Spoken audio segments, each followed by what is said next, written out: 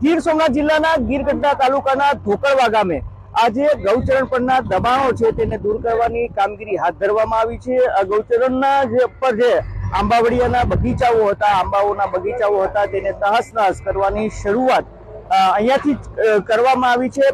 5 થી 6 જેટલા JCB machine છે જે અત્યારે અહીંયા પર પ્રશાસન છે તેના આ મશીનો અહીંયા પર પહોંચ્યા છે અને કામગીરી હાથ ધરવામાં આવી છે। આ તરફ બતાવીશ, પોલીસનો અહીંયા પર ચુસ્ત બંદોબસ્ત રાખવામાં આવ્યો છે, મોટી સંખ્યામાં પોલીસ કાફલો છે તે તૈનાત કરવામાં આવ્યો છે। બીજી તરફ જે પ્રશાસનના અધિકારીઓ છે તે પણ અહીંયા પર મોટી સંખ્યામાં પહોંચ્યા છે અને સામેની તરફ જે ગામ લોકો છે તે પણ અહીંયા પર જોવા મળી રહ્યા છે। શરૂઆતમાં અમુક લોકો દ્વારા વિરોધ કરવામાં આવ્યો હતો કારણ કે તેમના મકાનોના બાંધકામ છે જે ન પાડવામાં આવે તેવી પણ રજૂઆતો કરવામાં આવી છે। જોકે હાલ તો આ પ્રશાસન દ્વારા જે આંબાવડિયા છે, જે ગૌચરણની જમીન પરના દબાણો છે તેને અહીંયાથી હટાવવાની શરૂઆત થઈ છે।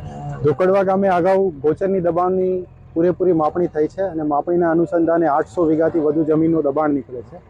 સ્થાનિક તંત્ર દ્વારા તમામને નિયમો અનુસાર નોટિસ આપવામાં આવેલી છે। નોટિસ પરેડ પૂર્ણ થયા બાદ આજ રોજ કલેક્ટર સાહેબના માર્ગદર્શન હેઠળ સ્થાનિક મામલતદાર શ્રી, ટીડીઓ શ્રી હાજર છે અને દબાણની કામગીરી અત્યારે 6 જેસીબી કામે લાગેલા છે અને ટોટલ 6 દિવસ સુધી આ કામગીરી ચાલુ રહેશે અને તમામ દબાણ દૂર કરવામાં આવશે।